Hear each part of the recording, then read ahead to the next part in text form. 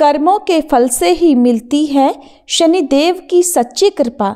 जो करता है अच्छा कर्म उसे न डराती कोई विपदा। शनि का काला रूप नहीं एक संदेश है विशेष। कर्मों से बदलता जीवन शनि दिखाते हैं ये भेष। प्रेम से बोली शनिदेव महाराज की जय। शनिदेव का प्रभाव हम सभी के जीवन में बहुत गहरा है, क्योंकि वे हमारी आत्मा के कर्मों का हिसाब रखते हैं। शनिदेव हमारे अच्छे और बुरे कर्मों का ही फल हमें इस जीवन में देते हैं, और शनिदेव के न्याय में कोई पक्षपात नहीं होता। वे हमें हमारे कर्मों के अनुसार ही फल देते हैं। आइए अब हम सभी शनिदेव को प्रणाम कर शनिदेव की कथा का श्रवण करते हैं। आप सुनेंगे दशरथकृत शनि स्तोत्र पाठ, फिर आप सुनेंगे शनिदेव की कथा और सबसे अंत में 40वां पाठ।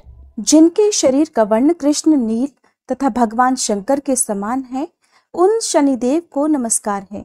जो जगत के लिए कालाग्नि और कृतांत रूप हैं, उन शनैश्चर को बारंबार नमस्कार है। जिनका शरीर कंकाल जैसा मांसहीन तथा जिनकी दाढ़ी मूछ और जटा बड़ी हुई है, उन शनिदेव को नमस्कार है। जिनके बड़े बड़े नेत्र, पीठ में सटा हुआ पेट और भयानक आकार है, उन शनैश्चर देव को नमस्कार है। जिनके शरीर का ढांचा फैला हुआ है, जिनके रोए बहुत मोटे हैं, जो लंबे चौड़े किंतु सूखे शरीर वाले हैं, और जिनकी दाढ़ें काल रूप हैं, उन शनिदेव को बारंबार प्रणाम है। हे शनैः, आपके नेत्र कोटर के समान गहरे हैं। आपकी ओर देखना कठिन है। आप घोर रौद्र भीषण और विकराल हैं। आपको नमस्कार है। वलीमुख, आप सब कुछ भक्षण करने वाले हैं। आपको नमस्कार है। सूर्यनंदन, भास्कर पुत्र, अभय देने वाले देवता, आपको प्रणाम है। नीचे की ओर दृष्टि रखने वाले शनिदेव, आपको नमस्कार है। संवर्तक, आपको प्रणाम है। मंद गति से चलने वाले शनैश्चर, आपका प्रतीक तलवार के समान है। आपको पुनः पुनः प्रणाम है। आपने तपस्या से अपनी देह को दग्ध कर लिया है। आप सदा योगाभ्यास में तत्पर, भूख से आतुर और अतृप्त रहते हैं। आपको सदा सर्वदा नमस्कार है। ज्ञान नेत्र, आपको प्रणाम है। काश्यप नंदन सूर्यपुत्र शनिदेव, आपको नमस्कार है। आप संतुष्ट होने पर राज्य दे देते हैं और रुष्ट होने पर उसे तत्काल हर लेते हैं। देवता, असुर, मनुष्य, सिद्ध, विद्याधर और नाग, ये सब आपकी दृष्टि पड़ने पर समूल नष्ट हो जाते हैं। देव, मुझ पर प्रसन्न होइए। मैं वर पाने के योग्य हूँ और आपकी शरण में आया हूँ। स्तोत्र समाप्त। अब सुनिए शनिदेव की कथा। पौराणिक कथा के अनुसार एक बार स्वर्गलोक में सबसे बड़ा कौन, इस प्रश्न पर सभी 9 ग्रहों में वाद विवाद हो गया। सभी ग्रह एक दूसरे से कहने लगे कि मैं सबसे बड़ा, और इस पर विवाद इतना बढ़ गया कि परस्पर भयंकर युद्ध की स्थिति जैसी बन गई। कोई हल ना निकलता देखकर सभी 9 ग्रहों के देवता देवराज इंद्र के पास जा पहुँचे और कहने लगे, हे देवराज, अब तो आपको ही निर्णय करना होगा कि हम में से सबसे बड़ा कौन है। देवताओं का प्रश्न सुनकर देवराज इंद्र भी उलझन में पड़ गए। तब देवराज इंद्र कहने लगे, हे नवग्रहों, आपके प्रश्न ने तो मुझे भी उलझन में डाल दिया है। मैं इस प्रश्न का उत्तर देने में असमर्थ हूँ। हम सभी पृथ्वी लोक में उज्जैनी नगरी में राजा विक्रमादित्य के पास चलते हैं।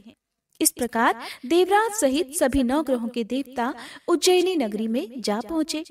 महल में पहुंचकर जब देवताओं ने उनसे अपना प्रश्न पूछा, तब राजा विक्रमादित्य भी कुछ देर के लिए परेशान हो उठे, क्योंकि सभी देवतागण अपनी अपनी शक्तियों के कारण महान थे। सभी नवग्रहों में से किसी भी एक को छोटा या बड़ा कह देने से उनके क्रोध का शिकार होना पड़ सकता था। अचानक राजा विक्रमादित्य को एक उपाय सूझा, क्योंकि राजा विक्रमादित्य को न्याय के लिए जाना जाता था।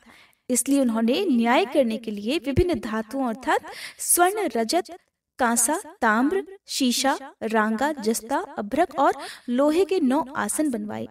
धातुओं के गुणों के अनुसार सभी आसनों को एक दूसरे के पीछे रखवाकर उन्होंने सभी देवतागणों को अपने अपने सिंहासन पर बैठने के लिए कहा। देवताओं के बैठने के बाद राजा विक्रमादित्य ने कहा, आपका निर्णय तो स्वयं हो गया। जो सबसे पहले सिंहासन पर विराजमान है वही सबसे बड़ा है। राजा विक्रमादित्य के निर्णय को सुनकर शनि देवता ने सबसे पीछे आसन पर बैठने के कारण अपने आप को छोटा जानकर क्रोधित होकर कहा, हे राजा विक्रमादित्य, तुमने मुझे सबसे पीछे बैठाकर मेरा अपमान किया है। तुम मेरी शक्तियों से परिचित नहीं हो, मैं तुम्हारा सर्वनाश कर दूंगा। तब शनिदेव ने कहा, सूर्य एक राशि पर 1 महीने, चंद्रमा 2.25 दिन, मंगल 1.5 महीने, बुध और शुक्र 1 महीने, बृहस्पति 13 महीने रहते हैं, लेकिन मैं किसी राशि पर 7.5 वर्ष अर्थात 7.5 जिसे कहते हैं तक रहता हूँ। बड़े बड़े देवताओं को मैंने अपने प्रकोप से पीड़ित किया है। यहाँ तक कि श्री राम को भी 7.5 के कारण ही वन में जाकर रहना पड़ा था। रावण को 7.5 के कारण ही युद्ध में मृत्यु का शिकार बनना पड़ा। हे राजा, अब तू भी मेरे प्रकोप से नहीं बच सकेगा।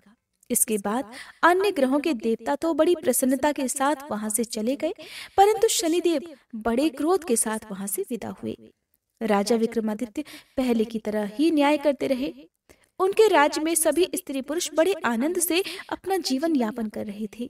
इस प्रकार कुछ दिन ऐसे ही सुकून से बीत गए, लेकिन उधर शनि देवता अभी तक अपने अपमान को नहीं भूल पाए थे।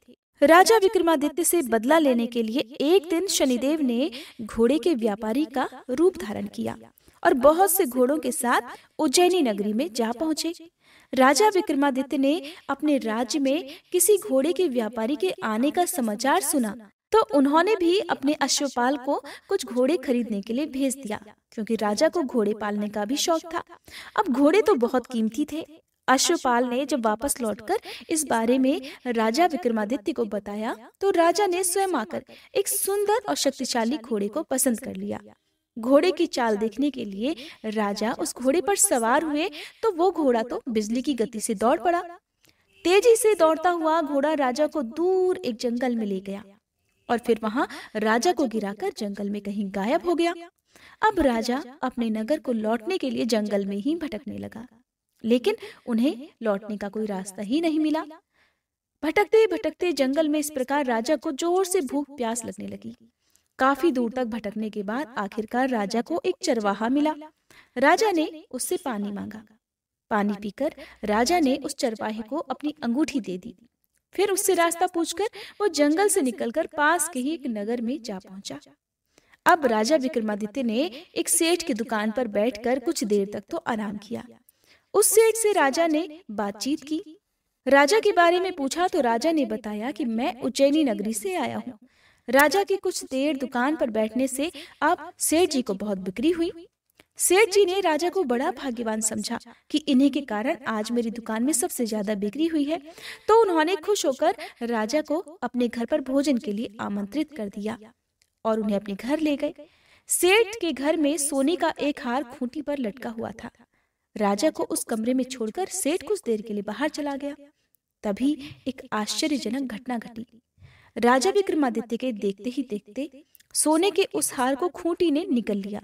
वापस लौटकर सेठ ने देखा कि हार तो वहां पर था नहीं। हार को गायब देखा तो चोरी का संदेह राजा पर ही किया, क्योंकि उस कमरे में केवल राजा ही अकेला बैठा था। तब सेठ ने अपने नौकरों से कहा कि इस परदेसी को रस्सियों से बांधकर नगर के राजा के पास ले चलो। इस तरह से राजा को रस्सियों से बांधकर नगर के राजा के पास ले जाया गया। राजा ने जब राजा विक्रमादित्य से हार के बारे में पूछा तो उन्होंने बताया कि उनके देखते ही देखते खूंटी ने तो हार को निगल लिया था। इस पर राजा ने क्रोधित होकर चोरी करने के अपराध में राजा विक्रमादित्य के हाथ पांव काटने का आदेश दे डाला। किसी ने भी राजा की बात का विश्वास नहीं किया। इस तरह से राजा विक्रमादित्य के हाथ पांव काटकर उन्हें नगर की सड़क पर छोड़ दिया गया। कुछ दिनों के बाद एक तेली उन्हें उठाकर अपने घर ले गया और उन्हें अपने कोलू पर बैठा दिया। अब राजा आवाज देकर बैलों को हाँकता रहता और इस तरह तेली का बैल चलता रहा। अब राजा को भोजन भी मिलता रहा। शनि के प्रकोप की 7.5 पूरी होने पर वर्षा ऋतु प्रारंभ हुई।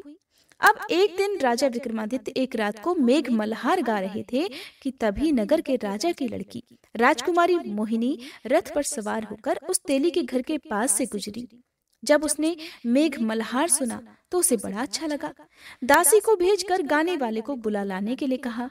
अब दासी ने लौटकर राजकुमारी को अपंग राजा के बारे में सब कुछ बता दिया।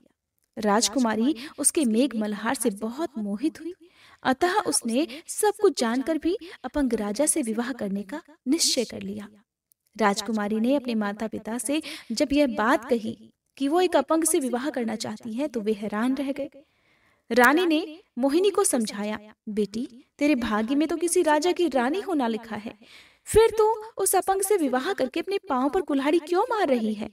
लेकिन राजकुमारी ने अपनी जिद नहीं छोड़ी। अपनी जिद पूरी कराने के लिए उसने भोजन करना छोड़ दिया और अपने प्राण त्याग देने का निश्चय कर लिया। आखिरकार राजा और रानी को विवश होकर अपंग विक्रमादित्य से अपनी राजकुमारी का विवाह करना ही पड़ा। विवाह के बाद राजा विक्रमादित्य और राजकुमारी उसी तेली के घर में रहने लगे। उसी रात स्वप्न में शनिदेव ने राजा से कहा, हे राजा, तुमने मेरा प्रकोप देख लिया। मैंने तुम्हें अपने अपमान का दंड दिया है। इस प्रकार राजा ने शनिदेव से क्षमा करने को कहा और प्रार्थना करते हुए कहने लगे, हे शनिदेव, आपने जितना दुख मुझे दिया है किसी और को कभी मत देना। तब शनिदेव ने कुछ सोचकर कहा, हे राजा, मैं तुम्हारी प्रार्थना स्वीकार करता हूँ। जो कोई स्त्री पुरुष मेरी पूजा करेगा, शनिवार को व्रत करके मेरी व्रत कथा सुनेगा, उस पर मेरा आशीर्वाद सदा बना रहेगा। इस प्रकार प्रातःकाल जब राजा विक्रमादित्य की नींद खुली तो उसने अपने हाथ पांव सही सलामत देखे। ये देखकर राजा को बड़ी खुशी हुई। उसने मन ही मन शनिदेव को प्रणाम किया। राजकुमारी भी राजा के हाथ पांव सही सलामत देखकर आश्चर्य में डूब गई। तब राजा विक्रमादित्य ने अपना असली परिचय देते हुए शनिदेव के प्रकोप की सारी कहानी रानी को कह सुनाई। सेठ को जब इस बात का पता चला तो वो दौड़ा दौड़ा तेली के घर पहुंच गया। राजा के चरणों में गिरकर क्षमा मांगने लगा। राजा ने उसे क्षमा कर दिया क्योंकि ये सब तो शनिदेव के प्रकोप के कारण हुआ था। सेठ राजा को अपने घर ले गया और उन्हें भोजन कराया। भोजन कराते समय वहां एक आश्चर्यजनक घटना घटी। सबके देखते देखते उस खूंटी ने हार उगल दिया। ये देखकर सेठ बड़ा प्रसन्न हुआ और सेठ ने अपनी बेटी का विवाह भी राजा के साथ कर दिया। बहुत सारे स्वर्ण आभूषण और धन आदि देकर राजा को अपनी बेटी के साथ विदा कर दिया। अब राजा विक्रमादित्य राजकुमारी मोहिनी और सेठ की बेटी के साथ उज्जैनी नगरी में पहुंचे तो नगर वासियों ने बड़ी खुशी से उनका स्वागत किया। अगले दिन राजा विक्रमादित्य ने पूरे राज्य में घोषणा करा दी कि शनिदेव सभी देवों में सर्वश्रेष्ठ हैं, इसलिए हर स्त्री और पुरुष शनिवार को उनका व्रत करें और व्रत कथा अवश्य सुने। राजा विक्रमादित्य की घोषणा से शनिदेव बड़े प्रसन्न हुए। शनिवार का व्रत करने और व्रत कथा सुनने के कारण सभी लोगों की मनोकामनाएं शनिदेव की कृपा से पूरी होने लगी। सभी लोग बड़े आनंद पूर्वक रहने लगे। बोली शनि देवता की जय। श्री शनि चालीसा पाठ। जय गणेश गिरिजा सुवन मंगल करण कृपाल, दीनन के दुख दूर करी कीजे नाथ निहाल। जय जय श्री शनिदेव प्रभु सुनहु विनय महाराज, करहु कृपा हे रवि तनय राखहु जन की लाज। जयति जयति शनिदेव दयाला, करत सदा भक्तन प्रतिपाला। चारि भुजा तनु श्याम विराजे, माथे रतन मुकुट विसाजे। परम विशाल मनोहर भाला, टेढ़ी दृष्टि भ्रकुटी विकराला। कुंडल श्रवण चमा चम चमके, ये माल मुक्तन मणिदम के। कर में गदा त्रिशूल कुठारा, पल बिच करे अरहि संहारा। पिंगल कृष्णो छाया नंदन, यम कौणस्त रौद्र दुख भंजन। सौरी मंद शनि दश नामा, भानु पुत्र पूजहि सब कामा। जा पर प्रभु प्रसन्न भय जाहि, रंग कहु राव करे क्षण माही।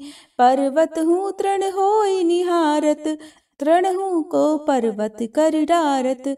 राज मिलत बन राम ही दीन हो, कैकई की मति हरि लीन हो। बनहु में मृग कपट दिखाई, मातु जानकी गई चुराई। लख नहीं शक्ति विकल करि डारा, मचिका दल में हाहाकारा। रावण की गति मति बोराई, रामचंद्र सो बैर बढ़ाई। दियो कीट करि कंचन लंका, बजि बजरंग वीर की डंका। नृप विक्रम पर तुहि पगुधारा, चित्र मयूर निगली गए हारा, हार नौ लखाला क्यों चोरी, हाथ पैर डरवायो तोरी, भारी दशा निकृष्ट दिखायो, तेल ही घर कोल्हू चलवायो, विनय राग दीपक महकीन्यो, तब प्रसन्न प्रभु है सुख दीन्यो, हरिश्चंद्र नृप नारी बिकानी, आपहु भरे डोम घर पानी, तैसे नल पर दशा सिरानी, भूंजी मीन कूद गई पानी, श्री शंकर ही गयो जब जाई, पार्वती को सती कराई, तनिक विलोकत ही करी रीसा, नभ उड़ गयो गौरी सुत सीसा, पांडव पर भय दशा तुम्हारी, बची द्रौपदी होती उघारी, कौरव के भी गति मति मार्यो, युद्ध महाभारत करि डार्यो, रवि कह मुख मह धरि तत्काला, लेकर कूदी परियो पाताला, शेष देव लखि विनती लाई, रवि को मुख दे दियो छुड़ाई, वाहन प्रभु के साथ सुजाना, जग दिग्गज गर्दभ मृग स्वाना, जम्बुक सिंह आदि नखधारी, सो फल ज्योतिष कहत पुकारी, गजवाहन लक्ष्मी ग्रह आवे, हय ते सुख संपत्ति उपजावे, गर्दभ हानि करे बहु काजा, सिंह सिद्ध कर राज समाजा, जम्बुक बुद्धि नष्ट कर डारे, मृग दे कष्ट प्राण संहारे, जब आवहि प्रभु स्वान सवारी, चोरी आदि होए डर भारी, तैसहि चारि चरण यह नामा, स्वर्ण लौह चांदी अरुतामा, लौह चरण पर जब प्रभु आवे, धन जन संपत्ति नष्ट करावे, समता ताम्र रजत शुभकारी, स्वर्ण सर्व सर्व सुख मंगल भारी, जो यह शनि चरित्र नित गावे, कबहु न दशा निकृष्ट सतावे, अद्भुत नाथ दिखावे लीला, करे शत्रु के नश बल ढीला, जो पंडित सुयोग्य बुलवाई, विधिवत शनि ग्रह शांति कराई, पीपल जल शनि दिवस चढ़ावत, दीप दान दे बहु सुख पावत, कहत राम सुंदर प्रभुदासा, शनि सुमिरत सुख होत प्रकाशा। पाठ शनिश्चर देव को कीहो भक्त तैयार, करत पाठ 40 दिन हो भवसागर पार। शनिदेव महाराज की जय।